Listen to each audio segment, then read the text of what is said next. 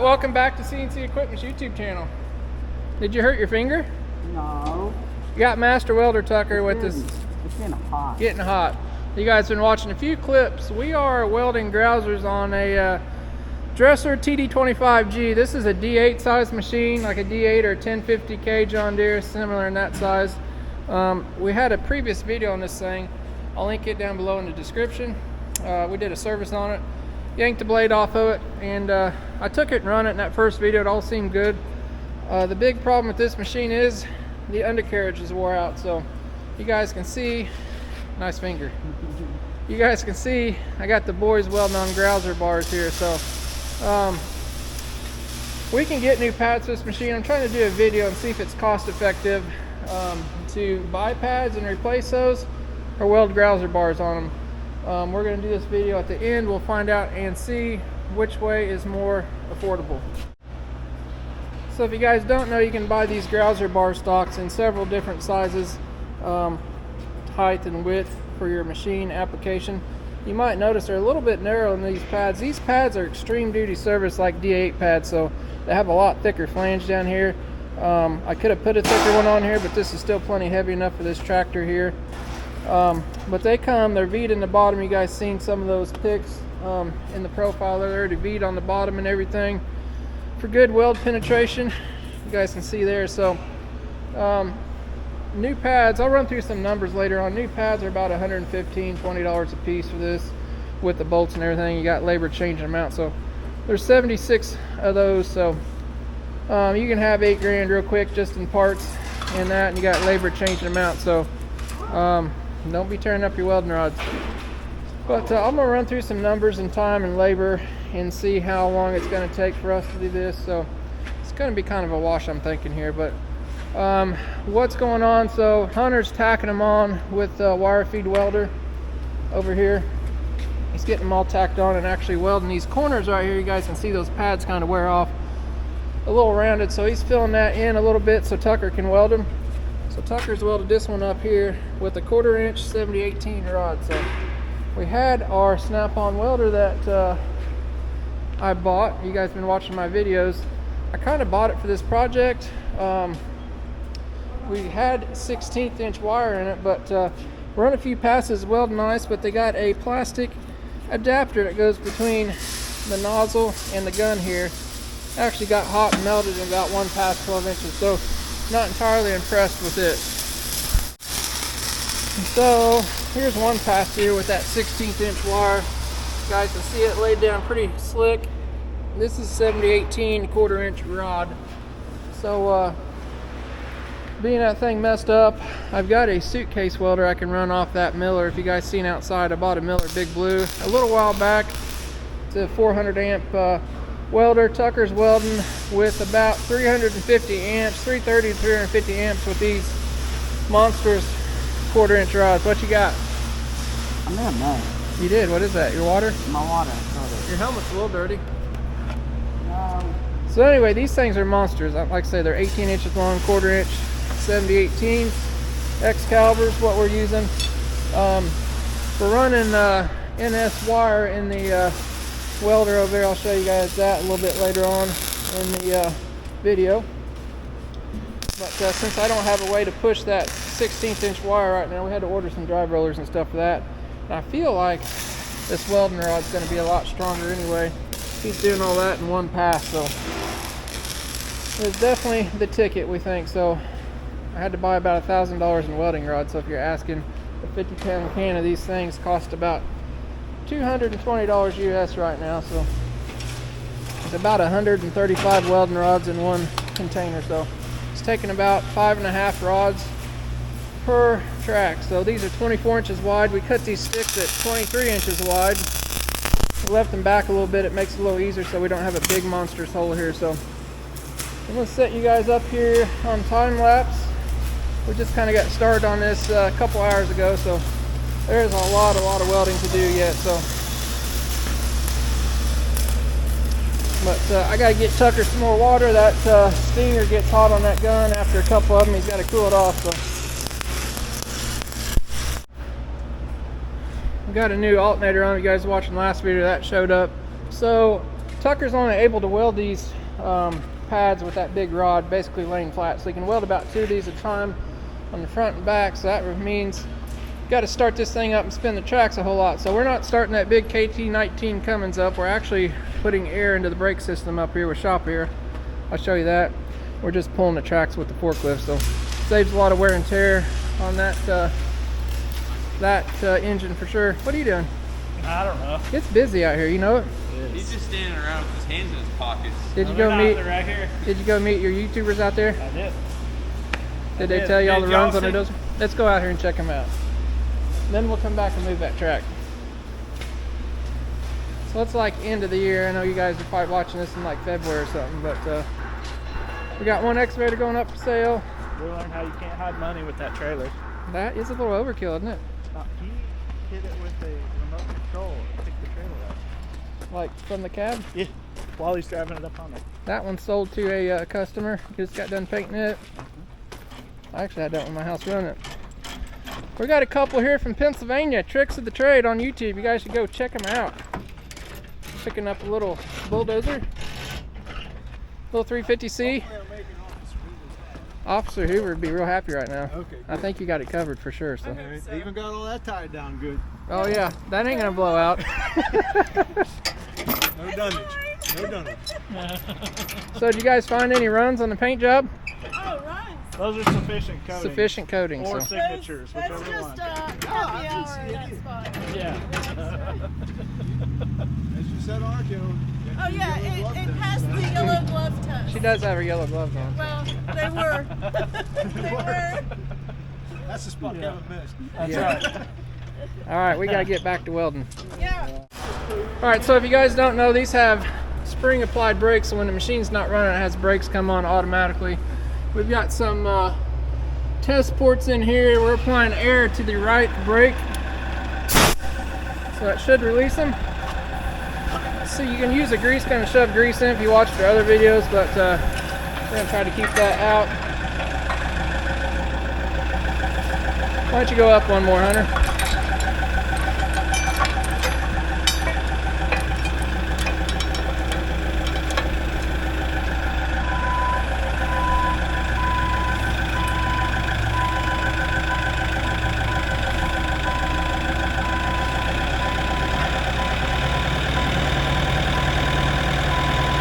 See, it's turning.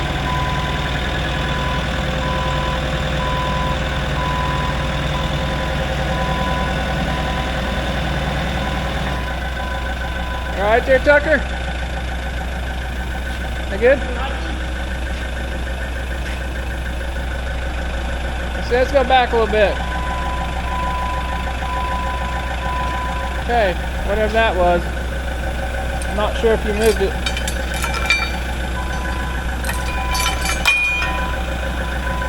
This side ready?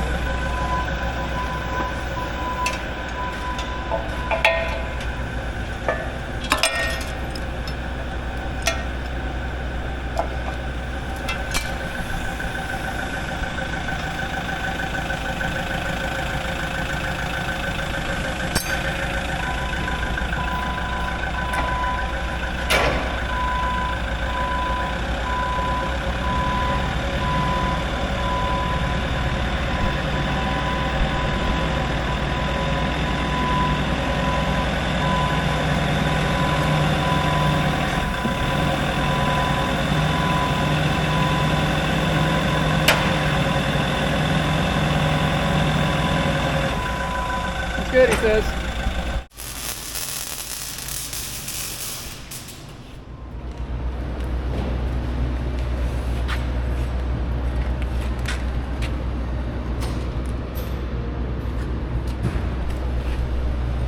You don't look like Tucker. A little different. Little brother's welding today. Not bad.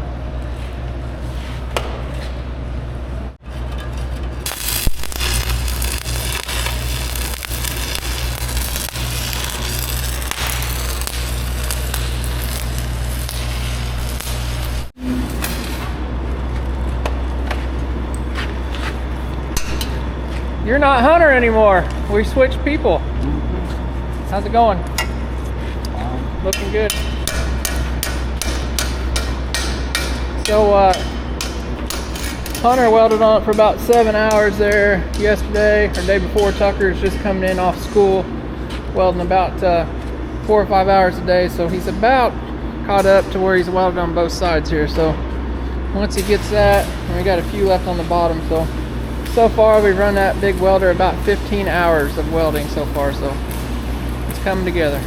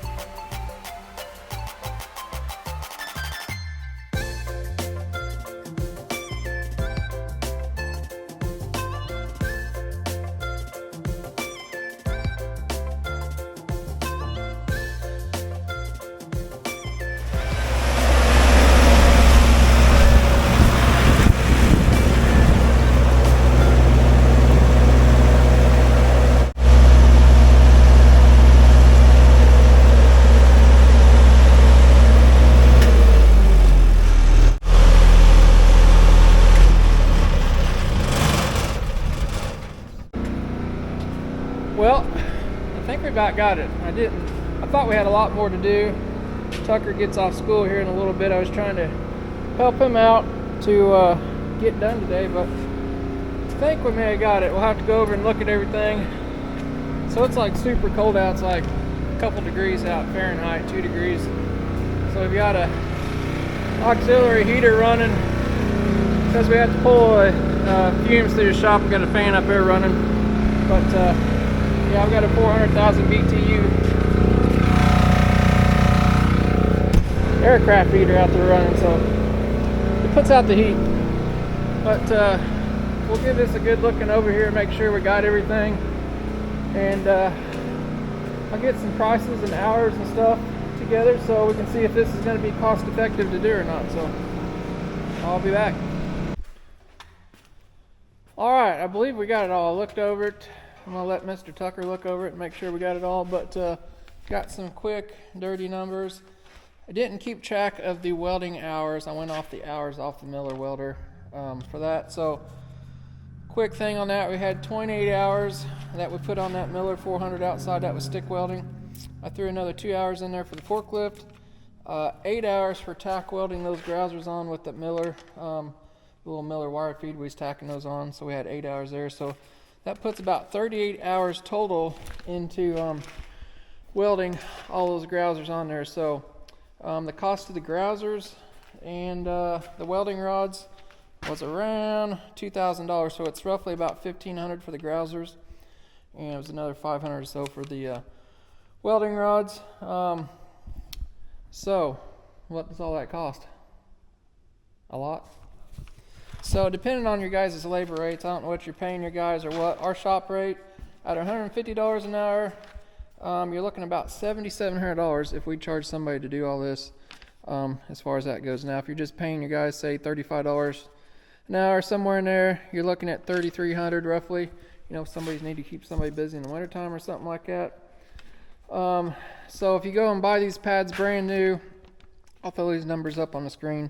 These pads are about $10,000 with nuts and bolts brand new. So you've got that cost plus labor changing them out. That can vary a little bit, but you know, if you was paying us, you're going to be somewhere around $5,000 or something to change those out. So you're around $15,000.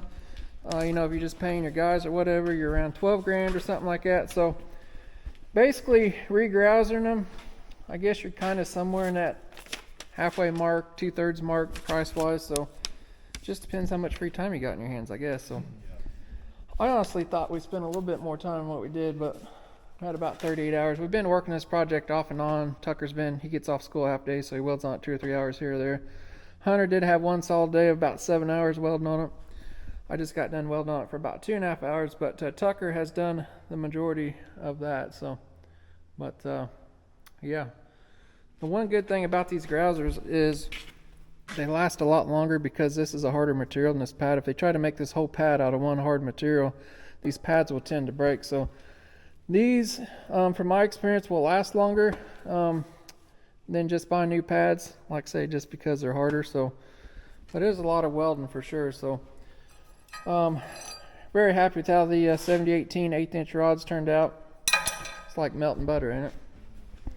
But it does create a ton of smoke. You guys seen I had that heater on today because it's so cold outside, but it makes a lot of noise. That light's very bright, and it's hard to do a lot of other work. That's why we've been working on other things next door, like golf carts and stuff. That's right. But yeah, anyway, I've seen a lot of videos on the internet. There's not too many videos on regrouser and a dozer, but there's a lot of people just buying rebar. You know rebar's soft, right? Don't go buy rebar. It's not going to last very long. I've seen another guy just buying regular bar stock. These are actually grouser bars. You guys seen the profile. I'll throw the picture up here again of all the different sizes. You guys need some grouser bar stock, you can always contact us. We can get those through ITR America. But it's not that expensive at all. I highly recommend buying the right stuff. Don't go out and waste your time buying just regular, you know, A36 steel or whatever and welding them on there, because they're not going to last whatsoever. So you're just wasting your time. We did go through one blade on that saw. I will tell you from my past experiences cutting these things, unless you've got a super good saw, you're not going to cut them with the saw. So that means I've had to cut them with a plasma cutter in the past, or a torch, cut off wheel or something like that, because that is a very hard material. But all in all, we did 76 grousers altogether, so that's a lot of welding, wasn't it? But so hopefully this gives you guys a little information on whether you guys are wanting to weld grousers on or buy new pads. Now keep in mind, you've got to have a good welder set up and all that stuff, so you just can't go sitting there with Kevin's little 180 buzz box he got from Menards. 110. You can't get your little 110 welder out and start welding. I had somebody else here commenting too that a wire feed machine was faster. No, it's not going to happen. And I said, did they actually use a 1/4" rod? Well, no. We had that 062 wire. I welded a couple with it till it melted down. I did get the stuff to put in my Miller suitcase welder, but this 1/4" rod was actually as quicker, and I think it's going to be a stronger thing overall. So we have to mess with gas or any of that stuff. So very happy it turned out. But you got to have the right stuff. And we're welding. This is like 1.25" thick right here. This grouser bar's 1 inch. So we's welding some pretty heavy stuff, but. You know, you get in your smaller dozers, your 700, 650 sizes, something like that, you probably get by with, you know, 045 wire or something like that. It'd probably be pretty quick. So, but yeah, you guys like the video, do us a big favor, go down below, hit that like button. You got comments or anything, drop them down below. I'll be happy to answer them. I try to read all the comments for sure. You guys got any suggestions, let us know too. We appreciate you watching. We'll catch you next time.